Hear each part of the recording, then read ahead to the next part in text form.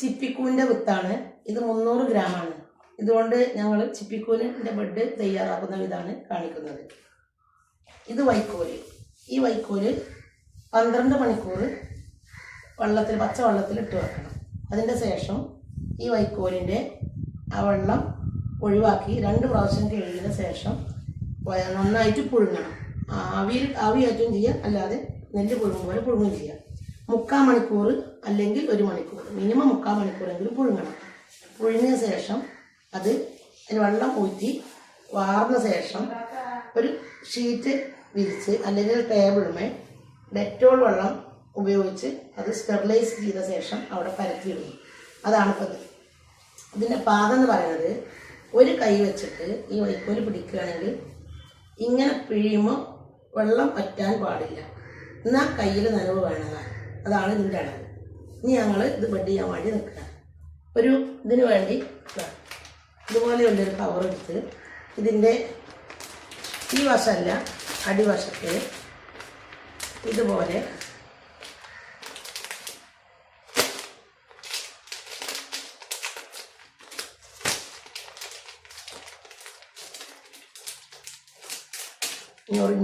ഞൊറിഞ്ഞ ശേഷം ഇതുപോലെ ഒരു റബ്ബർ ബാൻഡ്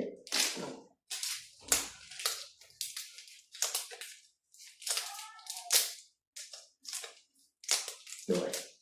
അതിൻ്റെ ശേഷം ഞങ്ങൾക്ക്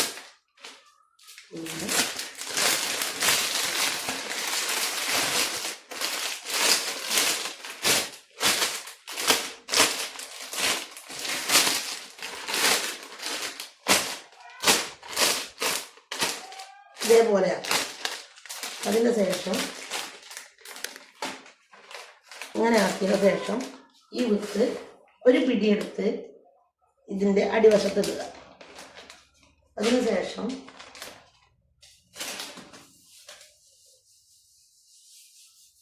ഒരു പിടി വൈക്കോലെടുത്ത്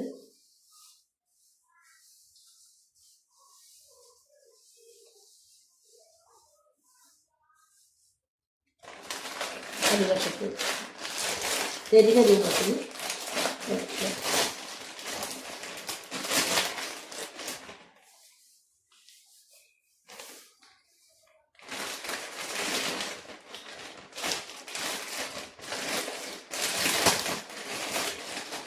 നല്ലവണ്ണം അമർത്തുക. ഒരു പിടി കുത്തെടുക്കുക. അതിനുശേഷം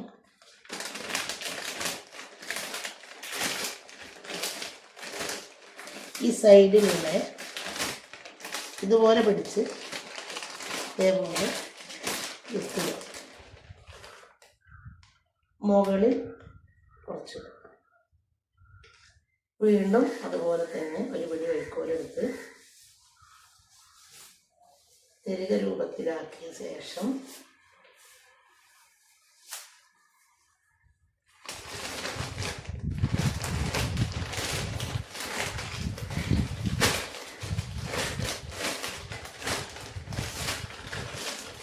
നന്നായിട്ട് പ്രസ് ചെയ്യാം.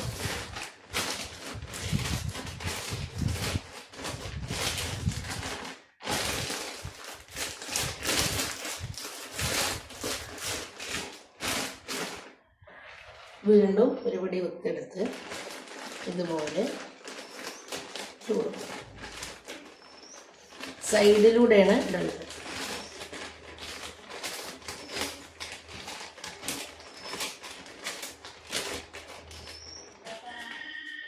മുകളിൽ കുറച്ചും കൂടി വീണ്ടും അതുപോലെ തന്നെ തുടരുക.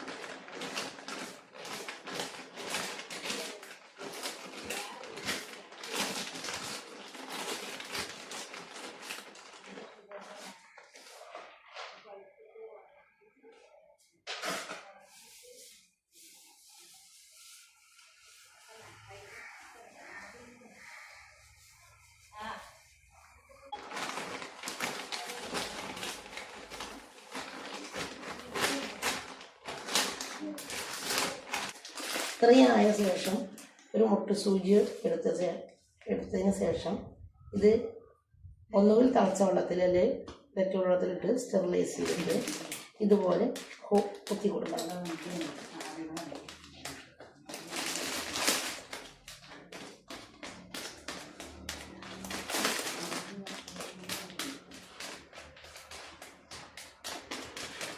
ഇത് ചെയ്യുന്നത് ഇതിലേക്ക് എയർ സർക്കുലേഷൻ കിട്ടാനും പിന്നെ അങ്ങനെ അമർത്തുമ്പോൾ നന്നായിട്ട് പ്രസ് ചെയ്യണം. അപ്പോൾ അത് പൊട്ടിപ്പോകാതിരിക്കാനും വേണ്ടിയിട്ടാണ് ഈ കുത്തി കൊടുക്കുന്നത്.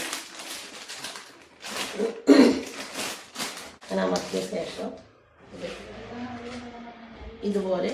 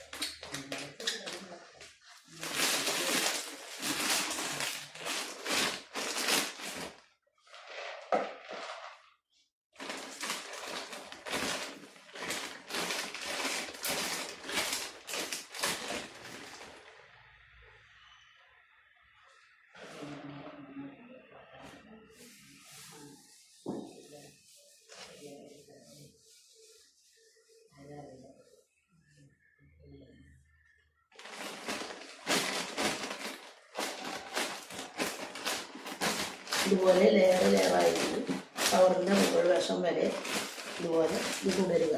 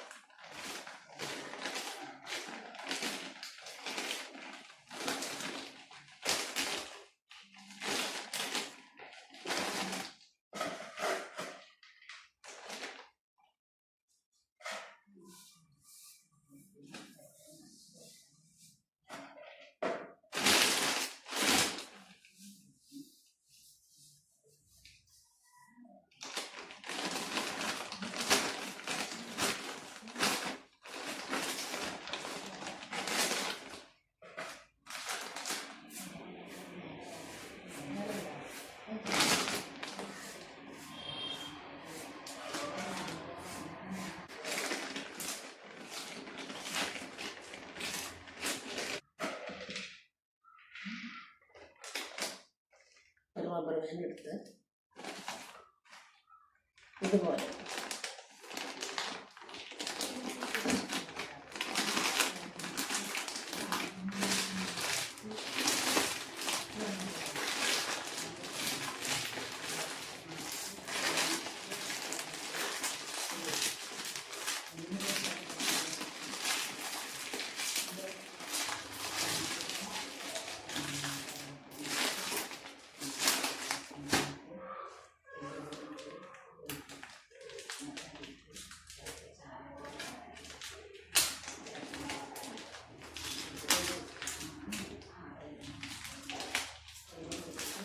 അതിന് ശേഷം ഇവിടെ അങ്ങനെ മടക്കിയിട്ട് ഇങ്ങനെ മടക്കി കൊടുക്കണം, അല്ലെങ്കിൽ അതിൻ്റെ ഉള്ളിലേക്ക് അണുക്കൾ കിടക്കും. പ്രാണികൾ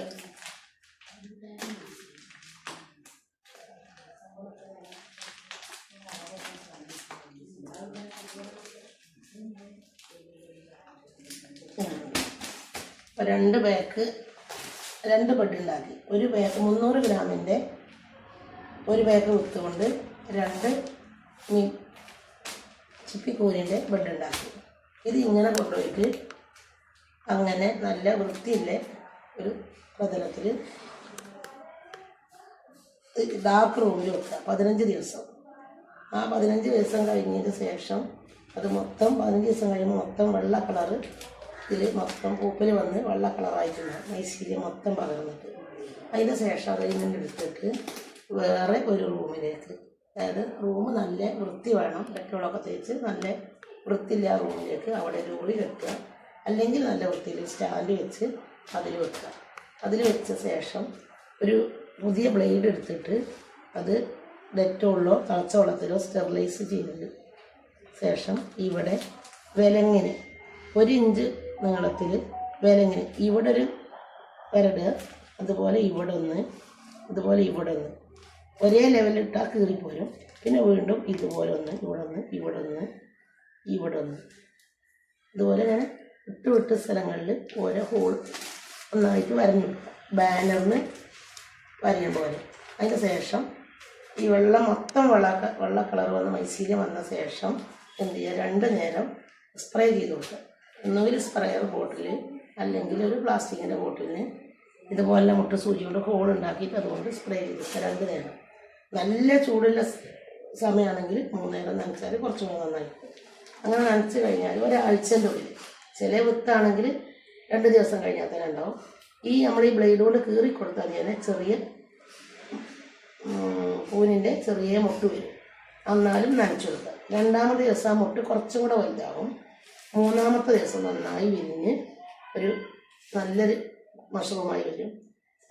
ചിലത് 1/2 കിലോ വരെ ഒരു ദിമനുണ്ടാവും. അത് പറിച്ചതിന് ശേഷം വീണ്ടും പിന്നെ അത് നനച്ചു കൊടുക്കുക. അങ്ങനെ ഒരു 1 മാസത്തോളം ഇനി വന്ന് അതിൻ്റെ വട്ടം കിട്ടും. അത്രയേ ഉള്ളൂ. മക്കൾക്ക് ഭക്ഷിക്കാനിലെ മഷ്റൂമെങ്കിലും നമ്മൾ ഉണ്ടാക്കുക. ഇതിനിപ്പോൾ പ്രത്യേകിച്ച് സമയമൊന്നും വേണ്ട, നല്ലൊരു മനസ്സ് വേണം. കൃഷിക്ക് സ്ഥലമല്ല വേണ്ടത്, സൗകര്യമല്ല വേണ്ടത്, നല്ലൊരു മനസ്സാണ് വേണ്ടത്. ആ മനസ്സുണ്ടെങ്കിൽ എവിടെ വേണമെങ്കിലും ചെയ്യാം.